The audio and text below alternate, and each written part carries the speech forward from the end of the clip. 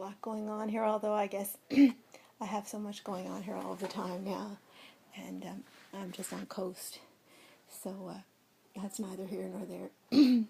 So, in the midst of all that I had going on here this afternoon, I decided to just sit down and turn on the television and watch cartoons.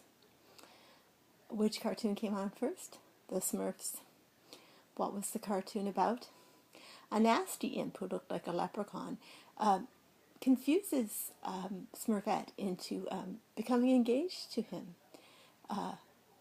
and bamboozles her because the genie in the cave with all of the gold told him that he must steal one pure heart.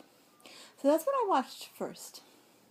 Then I watched Alvin and the Chipmunks when the greedy bulldozing company trying to set up a real estate development was wreaking havoc on the forest and about to dismount the Eagle family. And so whatever his name is, who takes Alvin and them places, took them to Washington for a trip without them telling why. And they showed up at the White House and broke the plumbing and said they were the plumbers and tried to get inside to get the president to help. And I don't even remember how that one ended. And then Animaniacs, which it just looks inappropriate to me, but it's certainly less inappropriate than the show that Emma did watch at supper time, which was discussing sexual relations. But intimacy, and I said, you know what that is, Emma, of course, as the ex, as I passed by with her supper or drink or something. And so that's what they were watching. But in the interim, I don't know who's sniffing over me now, but that's an ugly bull nose, right? I didn't know. Nazi bulls. My mom called a couple of times because it's raining, and it was a bit windy, and so she was making her emergency preparations because years ago, they used to have announcements, at least on the CBC, it can happen here, which warned us that in weather like this, if you don't have a gas stove or a propane stove or a wood stove, which we have a gas stove in our basement, still in service, and I assume it will stay in service over the winter because I'll still be here,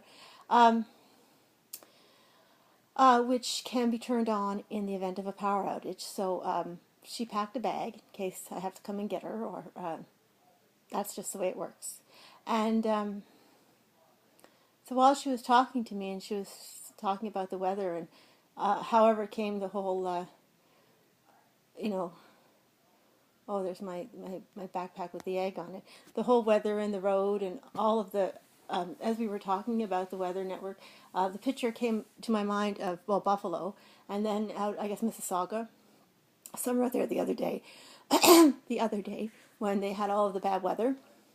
And I know last year and the year before when I was working nights in particular, because in the day you don't notice it, you have the trucks scheduled to come in, and if they come in, good. If they don't make it in, well, that's one less thing you have to do, and you can go and check out the rest of the regular packages that came in on the regular couriers. But at night, your job completely depends on the trucks getting in, because you're unloading freight that comes in on the freight trucks fresh each night to stock the shelves.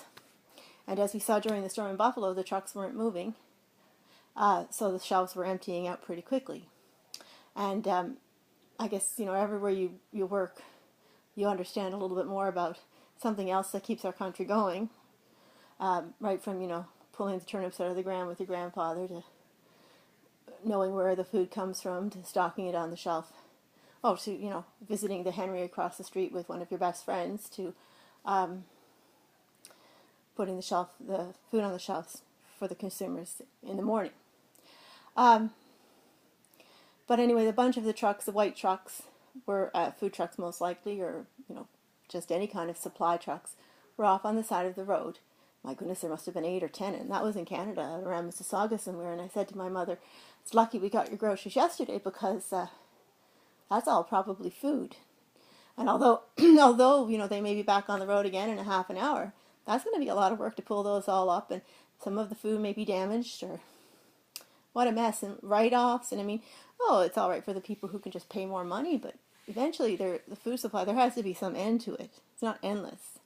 And So writing food off is not practical, and it's wasteful, and it's insurance money or tax money or somebody's money. And prices will go up for us. So as we were talking, and this was all just going through my head, if I was on an airplane flying somewhere and the weather got bad, I would anticipate having to stop and stay in an airport for any amount of time. I just travel ready to do that. But if I was on a highway, it just seems like nobody ever puts that into place, really. They may say on the radio, you're advised not to. But perhaps they should start putting up roadblocks to block off highways to protect our food supply, at least. Maybe they do, but maybe they don't. But it might be time. Wake up.